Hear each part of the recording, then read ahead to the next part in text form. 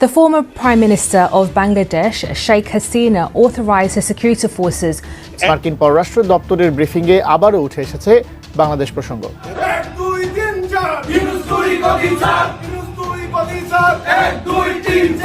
ইউনূসকে শাস্তি পেতে বাংলার মানুষ তাকে ক্ষমা করবে। বাংলাদেশের জঙ্গিবাদ নিয়ে এবার ফের উদ্বেগ প্রকাশ করলো মার্কিন যুক্তরাষ্ট্র। তবে কি এবার বিপদে পড়তে চলেছেন মোহাম্মদ ইউনূস? এনসিপির এক কেন্দ্রীয় নেতার বিরুদ্ধে 7 লাখ টাকা চাঁদা নেওয়ার অভিযোগ উঠেছে। 71-এ যেভাবে পরাস্ত করেছিলাম, এই 24-এ 90 রাজাকারদেরকে আমরা এই স্বাধীনতার পক্ষে শক্তি যারা রয়েছি, আমরা ইনশাআল্লাহ আবার তাদেরকে পরাস্ত করব।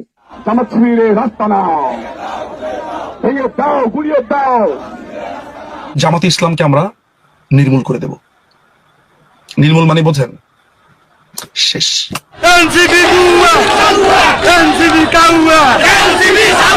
আওয়ামী লীগ কি বাংলাদেশে ফিরে আসবে না?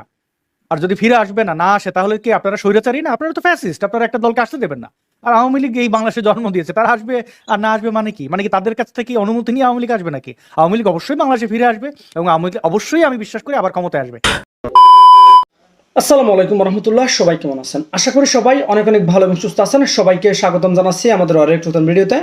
প্রতিদিনের মতো আমি আপনাদের সিরিয়াস ফারুকি আবারও চলে আসলাম নতুন একটা ভিডিও নিয়ে। দর্শক, আজকের ভিডিও টাইটেল এবং থাম্বনেল দেখে ইতিমধ্যে বুঝতে পেরেছেন আজকের ভিডিওটা কতটা গুরুত্বপূর্ণ হতে চলেছে। দেশে যে রাজনৈতিক চলমান অস্থিরতা, দেশে যে রাজনীতির যে চলমান বিষয়টা চলতেছে, তারই ধারাবাহিকতা আজকের ভিডিওটা। আপনারা সবাই তোমাদের ভিডিওর শুরুতেই বেশ কিছু অংশ বিশেষ দেখে বুঝতে পেরেছেন আজকের ভিডিওটা কতটা গুরুত্বপূর্ণ হতে চলেছে। তাই আমি এই বিষয়টা নিয়ে আর বেশি বিস্তারিত বলবো না, কারণ বিস্তারিত বলতে গেলে ভিডিওটা অনেক লম্বা হয়ে যাবে। তাই সংক্ষেপ আকারে ক্ষেত্রে আপনাদেরকে মূল আলোচনা নিয়ে যাচ্ছি। তার আগে আপনাদেরকে ছোট্ট একটি অনুরোধ জানিয়ে রাখতে চাই, যারা ফারুকি অনলাইন ইউটিউব চ্যানেলটিতে এখনো নতুন আছেন, প্লিজ দয়া করে আমাদের চ্যানেল সাবস্ক্রাইব করে সাথে থাকবেন। যারা ইতিমধ্যে সাবস্ক্রাইব করেছেন তাদেরকে অসংখ্য ধন্যবাদ। দর্শক, আর বেশি কথা না পারে আমরা সরাসরি ভিডিওর বাকি অংশগুলো একটু ধারাবাহিকভাবে একটু বিস্তারিত দেখে আসবো। সবাইকে অনুরোধ করবে ভিডিও ধৈর্য সহকারে আশা করে দেখে আপনার মূল্যবান মতামত কমেন্টে জানাবেন। নির্মূল করে দেব। নির্মূল মানে বোঝেন? শেষ।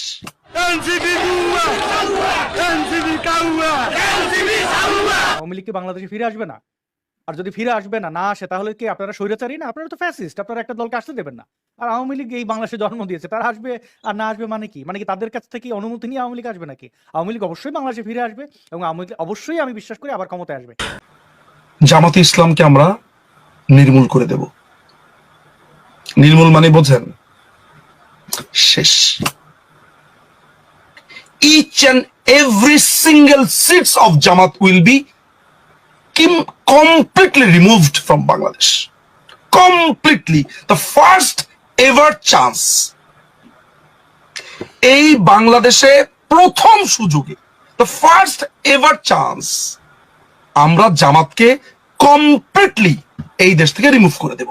ইউনূসকে শাস্তি পেতে বাংলার মানুষ তাকে ক্ষমা করবে। দেশের মানুষ আজকে বঙ্গবন্ধুর কন্যা ডাক দিলে গোটা জাতি, মুক্তিযুদ্ধের সপক্ষের শক্তি, প্রগতিশীল মানুষ, গণতান্ত্রিক মানুষ, রাজনীতিবিদ, পেশাজীবী, শ্রমজীবী, ছাত্র সমাজ রুখে দাঁড়াবে। সেদিন আর বেশি দূরে নয়।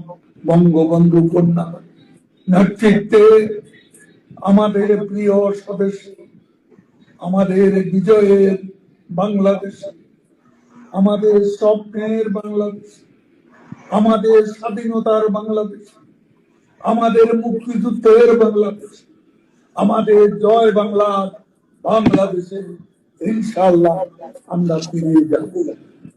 এই বেটা হাসনাত আব্দুল্লাহ, আজকে আমি একটি কথা এখান থেকে পরিষ্কার করতে চাই। গত পরশুদিন একটি মিডিয়া নিউজে আমি দেখলাম যে হাসনাত আব্দুল্লাহ বলতেছে এখনো জুলাই আন্দোলনের ছাত্ররা রাজপথে রয়েছে। যে হাসনাত আব্দুল্লাহ 5ই আগস্টের আগে 3 বেলা খাবার জোগাড় করতে পারে নাই, বিভিন্ন মেসে গিয়ে গিয়ে 3 বেলা খাবারের জন্য হাত পেতে হয়েছিল।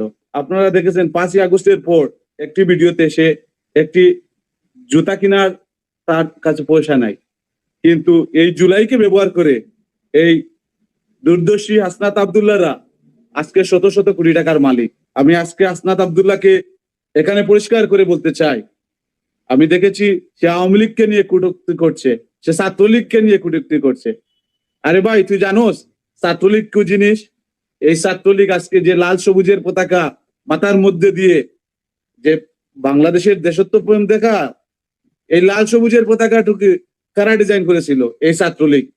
আমি পরিষ্কার করে বলতে চাই, হাসনাত আব্দুল্লাহ, তোদের মতো দূরদর্শীদেরকে এই ছাত্রলীগ আমরা যারা রয়েছি সমগ্র বাংলাদেশে প্রত্যেকটি জায়গায় আমাদের কথা হচ্ছে আমাদের ছাত্রলীগের প্রত্যেকটি ইউনিটের নেতৃবৃন্দের সাথে সবাই আমরা ঐক্যবদ্ধ। আজকে এখান থেকে আজকের এই অনুষ্ঠানে আমি একটি ডেডলাইন দিয়ে যাচ্ছি। এখন জুলাই মাস চলতেছে, আগস্টে আমাদের জন্য একটি অনুভূতির মাস, সেপ্টেম্বরে মাঝামাঝি সময়ে আমি ডেডলাইন দিয়ে যাচ্ছি। রাজপথে তোদের সাথে দেখা হবে এবং এই রাজপথ থেকে তোদেরকে বিতাড়িত করা হবে। তোদের কোনো ঠাঁই হবে না এই বাংলার মাটিতে। আমি একটি গানের ছন্দে বলতে চাই, হাসনাত, সারজিৎ, এই গং যারা রয়েছে, তোদেরকে কারো ঠাঁই হবে না এই বাংলার মাটিতে। সবাই ভাসিয়া যাবে বঙ্গোপসাগরে। এবং আমরা এই ছাত্রলীগের সমস্ত নেতাকর্মীদেরকে আমি একটি কথা বলতে চাই, আপনারা যেভাবে দৃঢ়তার মধ্য দিয়ে রয়েছে, এই দৃঢ়তার মধ্য দিয়ে থাকবেন। আমরা যেভাবে 1952 সালে এই পাকিস্তানি আলবদর বাংলাদেশকে যারা বিশ্বাস করে না তাদেরকে পরাস্ত করেছিলাম, 71-এ যেভাবে পরাস্ত করেছিলাম, এই 24-এ 90 রাজাকারদেরকে আমরা এই স্বাধীনতার পক্ষে শক্তি যারা রয়েছি আমরা ইনশাআল্লাহ আবার তাদেরকে পরাস্ত করবো।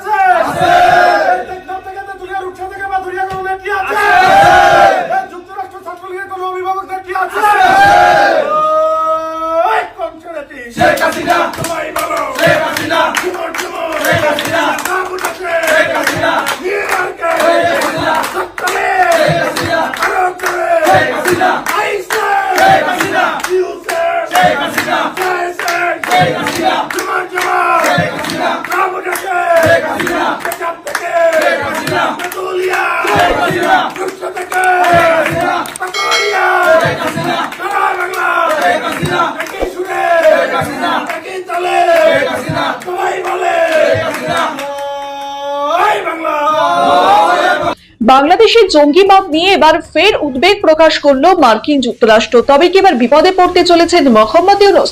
তার কারণ এর আগে দেখা গিয়েছে মার্কিন যুক্তরাষ্ট্র যে সমস্ত দেশে জঙ্গি দমনের জন্য বিভিন্ন কাজ করতে শুরু করেছে সেখানে আক্রান্ত হয়েছে হয় সরকার না হয় দেশ। তবে কি এবার বিপদে সত্যিই পড়তে চলেছেন মোহাম্মদ ইউনূস?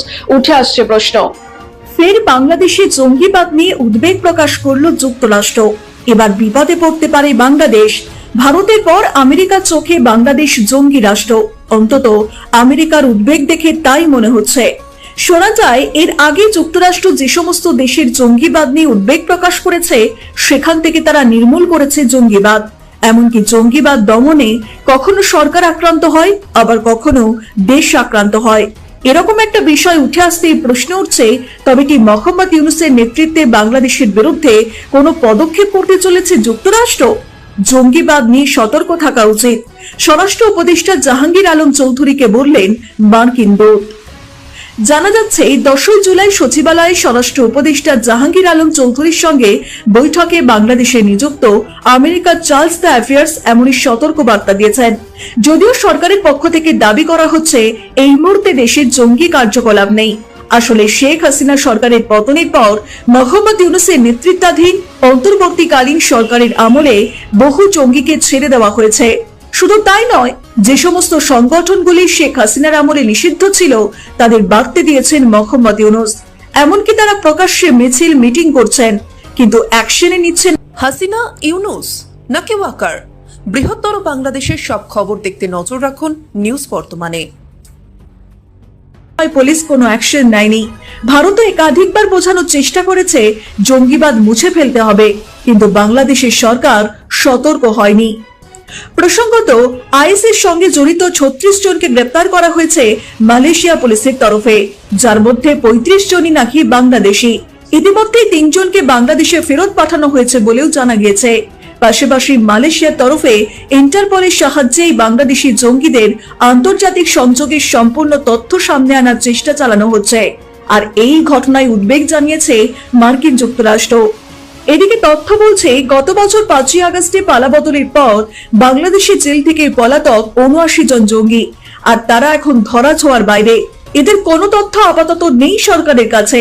অকেজো করে রাখা হয়েছে পুলিশের counter terrorism of translation crime unit বা সিটিটিসি কে। কিন্তু মালয়েশিয়ার তরফে দাবি জানানো হচ্ছে ধরা পড়া বাংলাদেশিরা আইএস এর মাধ্যমে বাংলাদেশ এবং সিরিয়াতে জঙ্গি তৎপরতার জন্য বিপুল পরিমাণে অর্থ পাঠাতো।